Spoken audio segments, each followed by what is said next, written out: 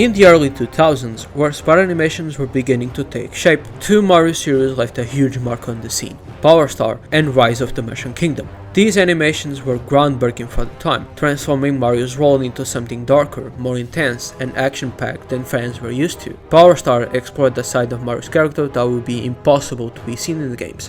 It was raw and emotional, where the two brothers fought against each other in high-stakes battles. And Rise of the Mushroom Kingdom went even further, delivering a surprisingly mature and tragic storyline that brought the series an emotional weight. While this shift felt out of place in Mario's usually lighthearted setting, these series were undeniably original, daring to tackle this universe in a way that hadn't been done before. After all, it's fan-made. While it's unfitting, I don't mind a darker Mario story, as long as it's written well. The problem that I was having with Legendary Warriors was just how each character was acting so dramatic to the point where I just found it silly. Anyways, then came Super Mario Bros. Z, a series that left an impact even bigger than Power Star or Rise to the Mushroom Kingdom. But it didn't just raise the bar, it was reset entirely, almost like a clean slate that wiped away the experimental spirit of the era that came before it, all now replaced by a wave of imitators who were more focused on reigniting SMBC's fire than lighting their own. Why did I say that Heroes of Stars took its story in a refreshing journey? Because most of SMBC's elements were absent. There is no Mecha Sonic going, "I'll crush you!" No. Nuh-uh. The accident was 18 years ago, it is beyond 2006, it is time to let it go. No! And no crossovers as well. Truly, a series ahead of its time. Although, it still featured MacGuffins, which were the Star Spirits. Now comes the question, is there a series that drops all the elements? The answer is yes.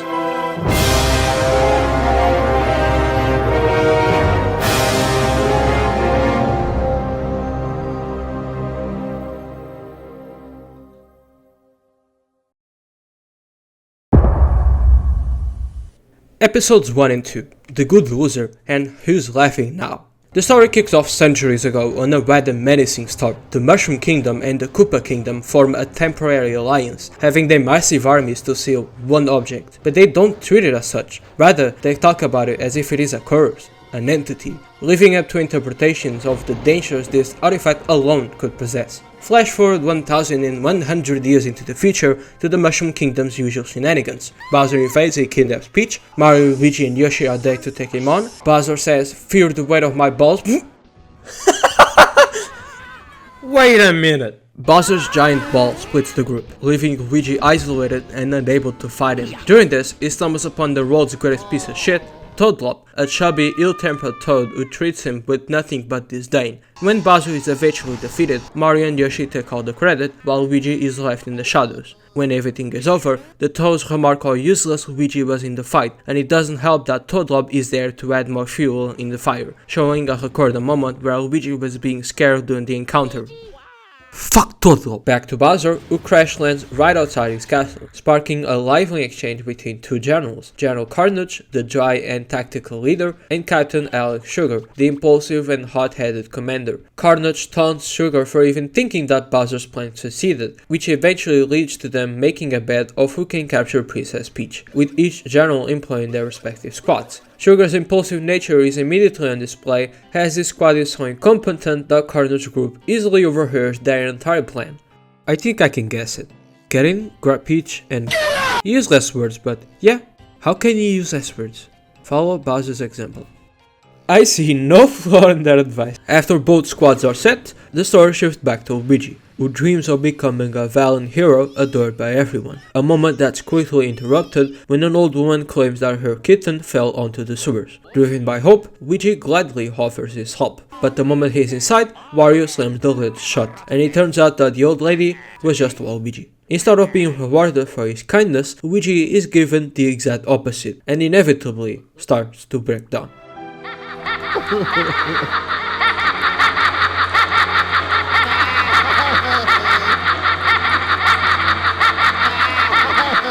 This is the same tactic used for Bowser in Heroes of Stars. Want to relate and sympathize with the character? Kick him while he's down. It's extremely effective. I sound like a sociopath right now. Why you bring me? I'm right. It's here, surrounded by filth and isolation, that Luigi discovers the mask. but he doesn't put it on right away as Mario reopens the cereal lid, allowing light to pour in. A moment rich with symbolism actually, as if it's like a glimmer of hope, as if it's saying no matter what you go through, you still always have your brother by your side. This is really important for what comes next. After all the humiliation he has gone through, Luigi finally reaches a breaking point. When night falls at his home, he puts on the mask, transforming into Green Thunder, a wild, chaotic alter ego. So, what does this guy do?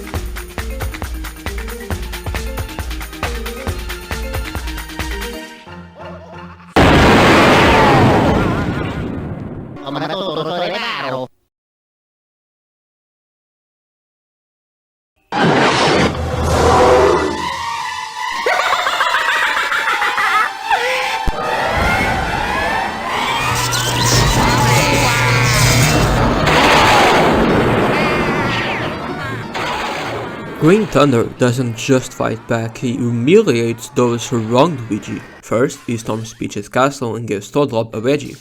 Okay, understandable, but then he immediately gives Mario veggie as well, like he's your brother Luigi, what the fuck? This is what I was talking about. Mario was there for his bro, had his lowest in this episode, but that did not stop Green Thunder from assaulting him anyways. I guess it was out of jealousy. The Mac's first two ever actions in this series are already showing us its psychotic duality. But Mario, being Mario, still prevents Green Thunder from causing more mischief, kicking him out of the castle. But in a funny convenient way, as you saw, he stumbles upon Sugar's and Corner's squads that were in the middle of kidnapping Peach again, absolutely demolished them indirectly, and saving the princess in the process. Just when he thinks his job is done, he remembers one more group, the Wario Bros. But unlike Toadlop, he's not there just for a veggie. He fades to Luigi sleeping in his bed the following morning. He wakes up to find the mask lying right beside him. Initially, he thinks everything that happened was just a weird dream, but reality quickly sets in when the news begins reporting on all the chaos Green Thunder caused overnight. And let's just say that he's not exactly happy about it. This moment is cut short, however, when he is reminded that he has plans today, that being delivering Princess Peach's monthly donation to a rundown, struggling orphanage. On his way, he is assisted by a toad named Toadrick, who aside from Toadsworth or Toadbird, has been the only toad that didn't disrespect Luigi in any form of way. And even someone like him states that Green Thunder went too far in the Wario Bros, with Luigi reluctantly disagreeing. When they reach the orphanage, things take a turn for the worse. None of the kids like Luigi, they want Mario instead. The only child that shows any appreciation for him is bullied by the others. Frustrated and humiliated, Luigi snaps again. And says something so harsh and out of line that he is forced to leave the building entirely. Probably the most well-written scene so far. While understandable given everything Luigi has endured, it was still very immature from his side. What the kid said was mean, but at the end of the day, it's children. They're meant to be immature. If you want to be like Anakin Skywalker, feel free to, I won't stop you, but if you don't, you're gonna have to play straight and have patience with the little fuckers.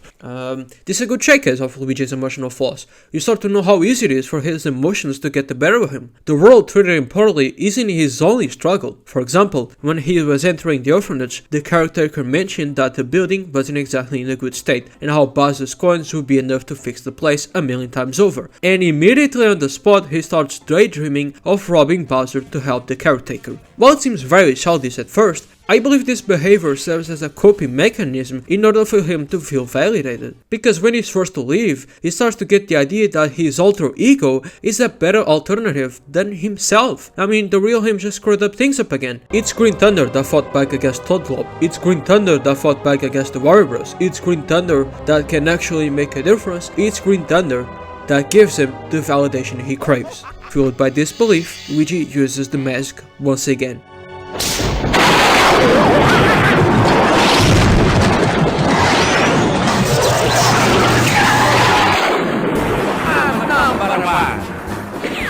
And sets out to Bowser's castle. An act of justice? in his own twisted way, ending episode 2.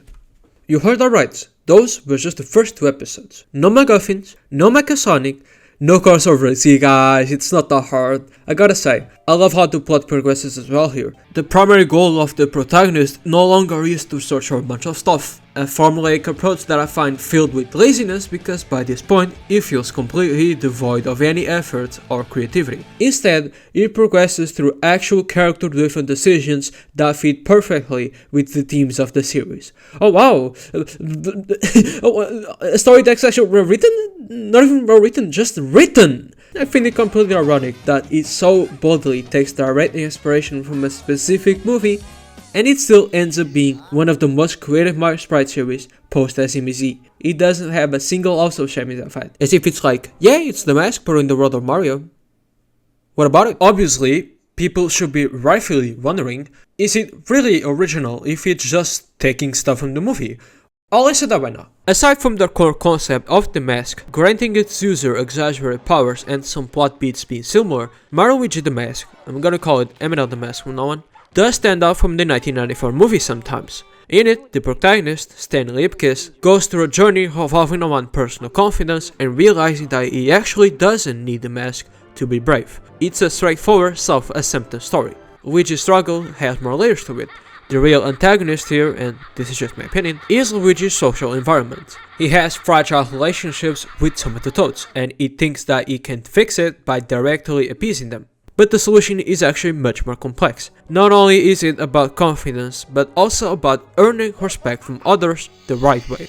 It's not just eternal growth, it's eternal growth for a proper external validation. A simple way to look at this is that while Stanley is very similar to Luigi in character, the difference is that he doesn't seem to care that much of what others think about him. He's just fed up with the life around him, while Luigi very much does care. He gets to his head several times. Another key difference is in the tone. The movie lacked something from the comics. I don't plan to cover them in detail, but they were a much darker interpretation. The protagonist kills a bunch of people throughout the story. There was the signature nature of the mask hidden below all the funny superficial jokes. Luigi has Green Thunder is a mix of both. He doesn't kill, obviously, but he is much more menacing than Jim Carrey's version. So, not only do I think this series is the standout in the sprite scene, but it also makes an effort to be slightly different from the source material, which is very nice. Episode 3, The Masquerade. This one doesn't push the overarching plot forward as much, but what it does offer is pure Green Thunder entertainment. Who doesn't like that? The fun begins when he encounters General Carnage and does a wedgie on him. Peak start already, then he finds 3 of the Koopalings, Morton, Roy, and Mandy. Instead of engaging them in a straightforward battle, he manipulates them, mocks their personalities, stirs up infighting, and ultimately gets them to turn on one another. As of time of writing, the remake of part 1 of episode 3 has been released. Not much is different aside from the usual quality of life changes that were also present in the other remakes, but there has been one massive change, being replacing the 3 Koopalings with Bowser Jr. I think it's a good substitute. The creator himself said that the reason for this was that he had more sprites for Bowser Jr. Story-wise, it also makes sense once you think about it. Bowser Jr. is a more direct and personal link to Bowser than any of the Koopalings. It didn't exist at all in the original episodes. I also think the interaction between Green Thunder and Bowser Jr. was a lot funnier, where in the original I think it dragged a lot. So overall, the remake is looking to be the better version. It doesn't remove what made the original great, it doesn't blood out the runtime, and improves on the weak parts. I feel like a certain someone should be taking notes from this. At the end of episode 2, a mysterious stone was freed by the lava outside Bowser's castle. This entity slithers its way inside, and by episode 3, it finds one of the Koopas from the squad previously defeated by Green Thunder, and possesses him in a scene that easily stands out as the most disturbing moment of the series.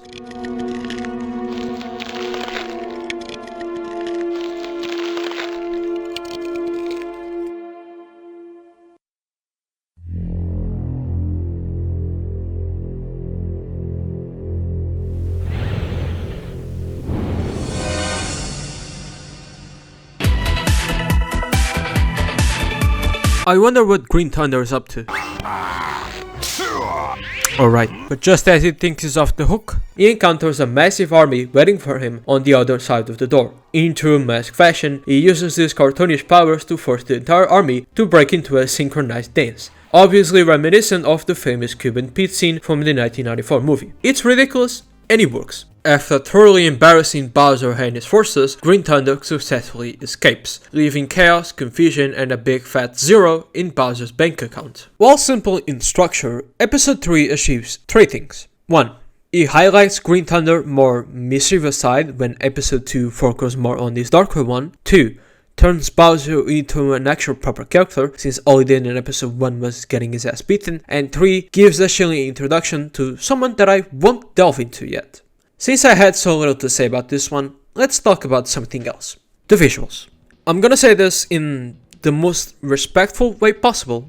It's the series' weakest element. It just isn't as polished as something you get nowadays. It's far from fluid, it can look boring at times. There's that issue that I had in Worlds in Danger, where characters stand around talking for several seconds with zero changes in their sprites. Carnage specifically is very guilty of this. The majority of scenes he's in is him standing around in his other NPC pose, while the dialogue does all the carrying. I'd call it lazy, but that is also not the case, because on the other side of the coin you have Green Thunder, who gets way more attention, and rightfully so, he's the main attraction. If his animation was on the same level as Carnage, the appeal of the series would be non-existent. So, credit where it's due.